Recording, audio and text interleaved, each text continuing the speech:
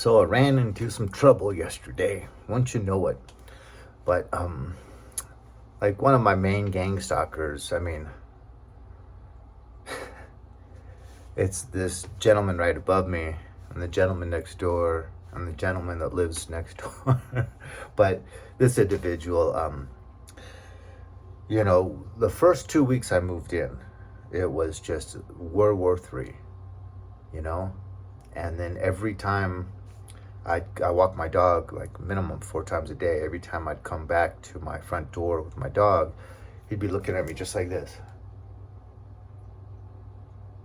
like hard. And so I was like, okay, this guy wants a beef with me.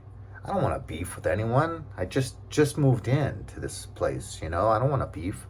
So for a year and a half, I hate to say this because it's kind of rude, but it's so perfectly descriptive. I basically kissed his rear end. He works at night, and he only works like maybe 3-4 nights a week most, and he just sits on that stoop outside his door, like monitoring me, my comings and my goings. And so after like he started to get a little bit friendly and started like mentioning where I could get some a food bank where I could go to get free food. And then so once I kind of felt like I had got a little bit of leeway, I was like, how come, you always seem to look at me like you have a bad intentions or a bad perception of me. Every time I'm walking my dog back, you never look straight at me and say hi. You look at me sideways and stare me down until I say, good morning, Joe. I got a cup of Joe. How's Joe? And I'm just this high energy positivity.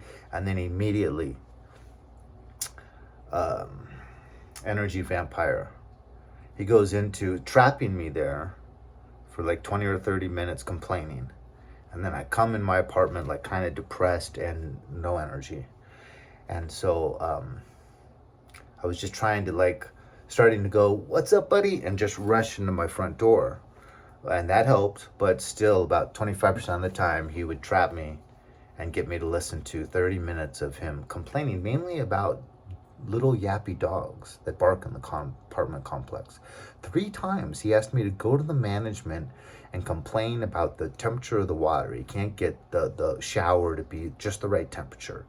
Well, 2 of the times was that, and then 1 time was shutting off the water, I think. But it's like the 3rd time I'm like, you're a grown man. You were in the military, you're a prison guard, you can go complain on your own behalf.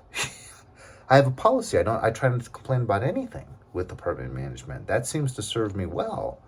So for the 3rd time, no, I'm not going to go complain for you on your behalf. My children are raised, and you're in your 50s, I think, So just like, traps and energy vampirism and then the dropping of heavy objects every single night. Now, there is one good news that came out of last night, or out of the trouble I got in yesterday, is that he did not drop any heavy objects for the first time in 1 3/4 years last night.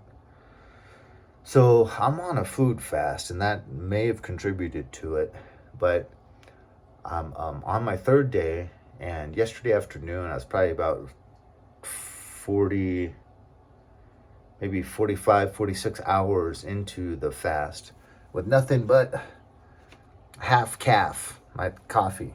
Oh, and I'm going to be wiping out this addiction, right? Because in addictions lie demons. They love getting you to just feed the flesh, satisfy the flesh, and if you can, to get you to have an addiction. Is caffeine a drug? Yeah, it's a drug. And is my body physically addicted to it? Of course, I drink it every morning. And so I usually just have this little cup. I'm going off subject, I'm sorry.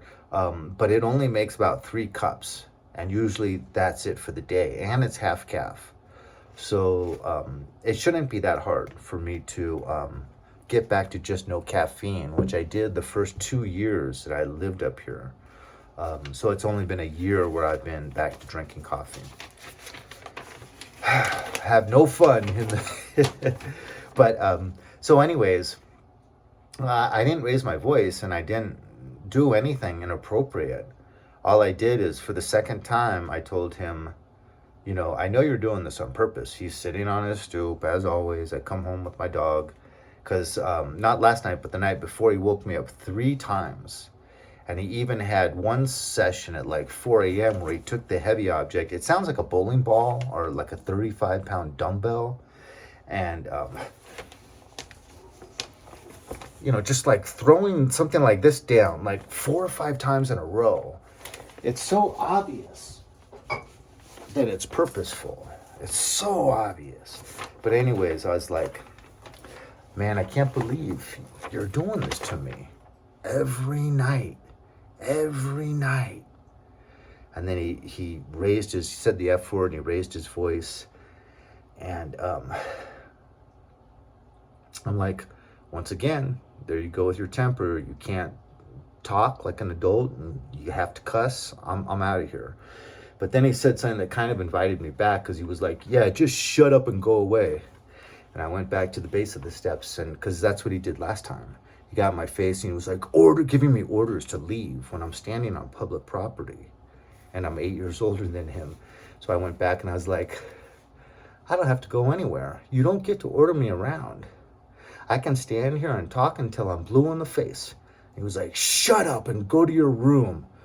I said, you can go in your room if you don't like me calmly trying to talk to you about how it's almost 2 years of me getting woken up every night, usually 2 or 3 times per night, with you dropping a heavy object.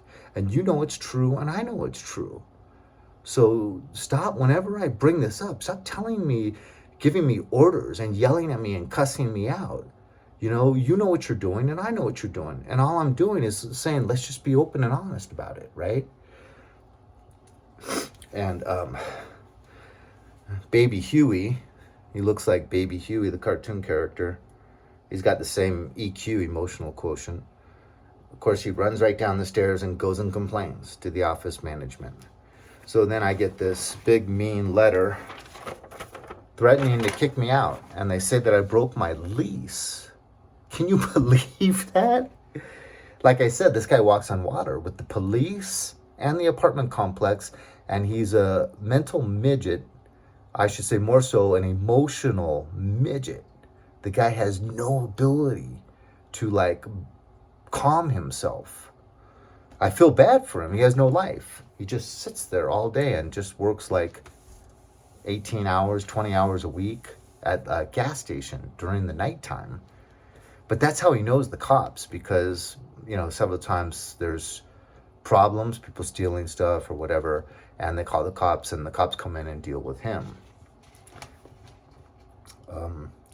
So, you know, it's just in accordance with ARS Section 3, you are hereby notified that the certain lease agreement, look how weird this is, and try to make sense out of this, that the certain lease agreement between you as the resident and the undersigned as owner, dated March 29th, 2025, concerning the above captioned premises will terminate 10 days from the date of this notice if you have not remedied the following defaults within 10 days from the date of this notice and continuing permanently thereafter throughout the remainder of your lease.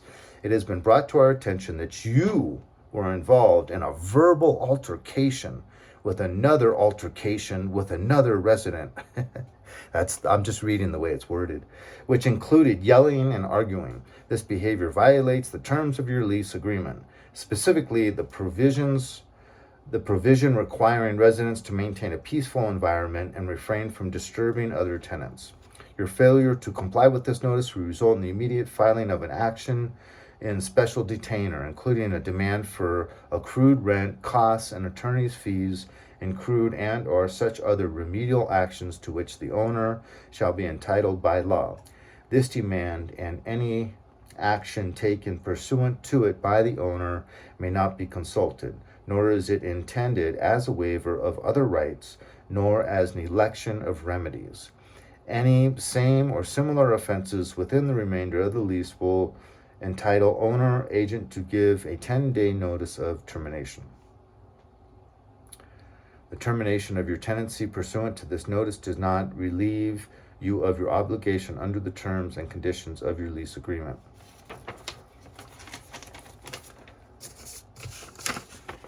So the last apartment complex I was in, I was totally ignored when the guy was trying to bump into me, autistic college student from China, trying to get me to retaliate physically and trying to cause a physical altercation nonstop. And he assaulted my dog 3 times by banging the door into his head. And I'd been telling the management, you got to get me out of here. You know, this guy is trying to physically assault me, and he's successfully assaulting my dog 3 times. And they would literally laugh in my face and go, yeah, we're busy. We'll get to it. I'm like, that's what you said 2 months ago.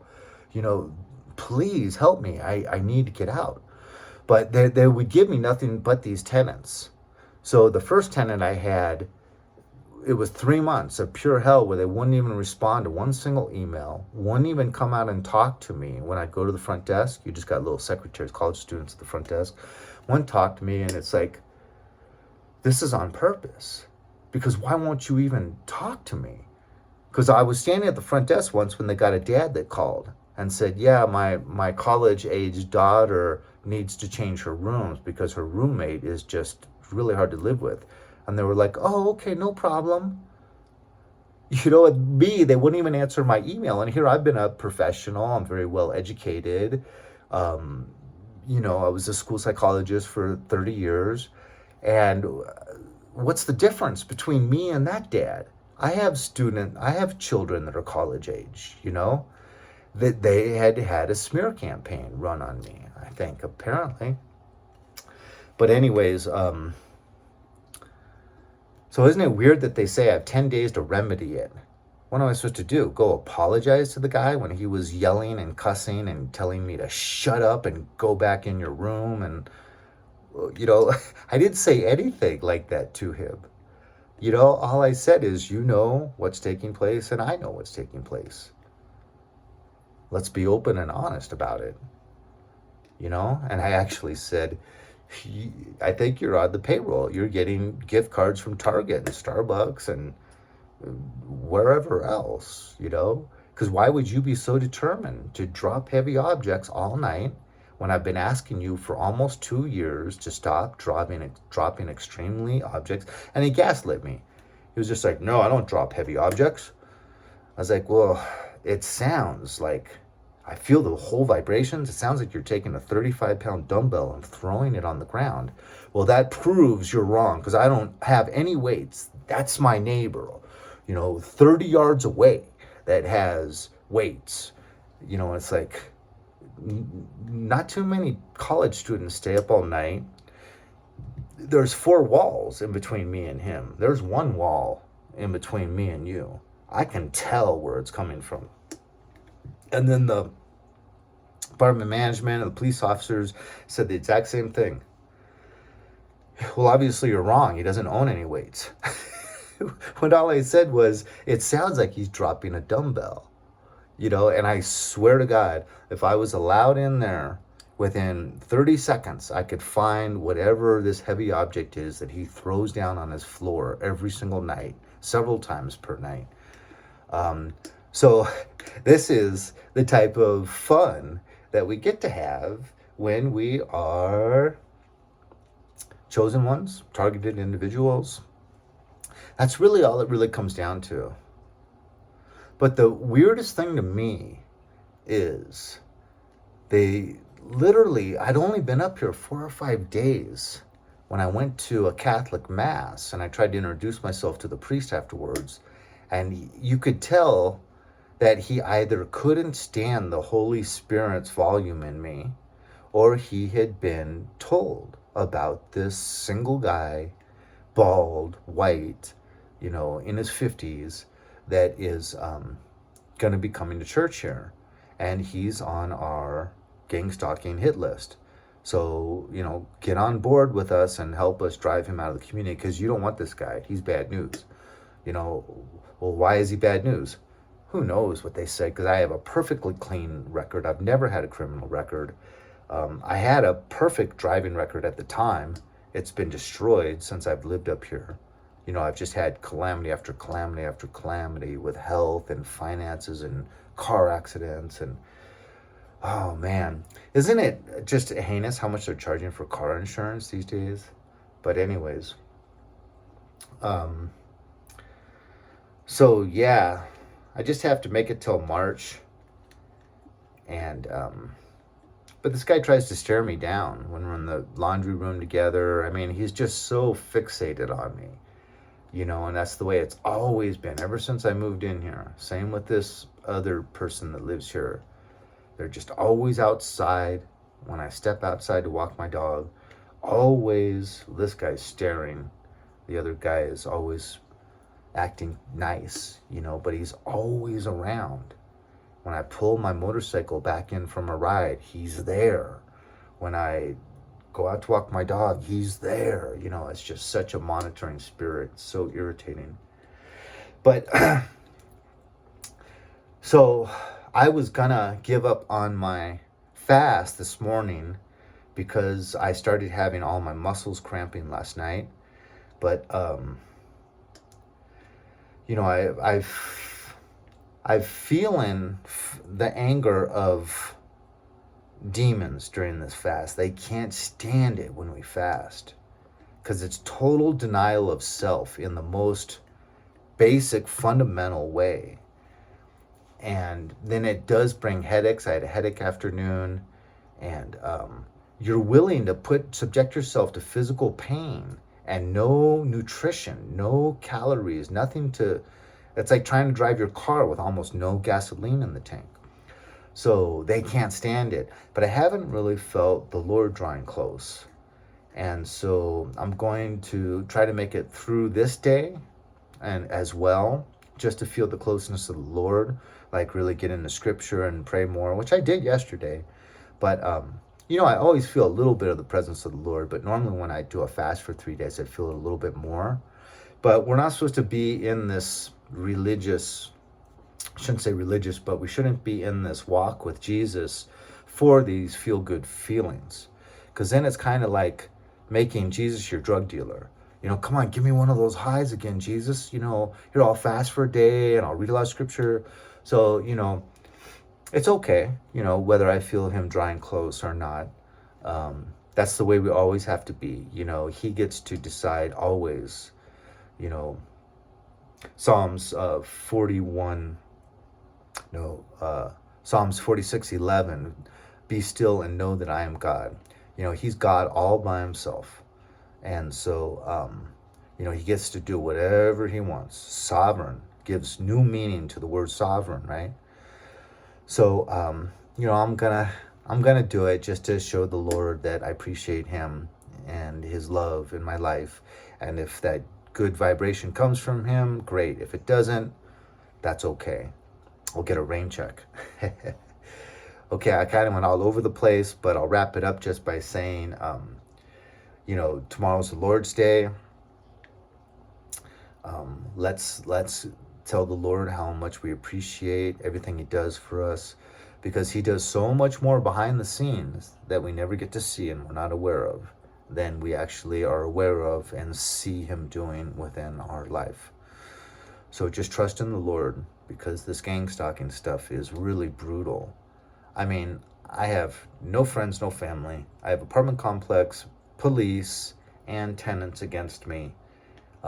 The Catholic congregation and the Catholic priests. And I could really see how it could work to get you to just stay indoors all the time. But I have always been an outdoor person. And so that's just not an option for me. I'll go stir crazy. But the Lord is good. And this is an eternal reward that we're facing, or eternal damnation. And so don't get mad at the Lord. If you do, with the gang stalking going off the charts, if you do, he's pretty understanding with that. But at the same time, try to apologize as soon as you get that anger out of your system, and really, really mean it and say you're sorry, you're sorry, you're sorry. You're just a flesh and vessel, that is prone to react this way when it feels like the whole community is trying to get you to think you're crazy or off yourself, or so they can engage in maybe reactive abuse and get you in jail. These are heavy. This is a serious poker game with heavy stakes, and these people really want your demise.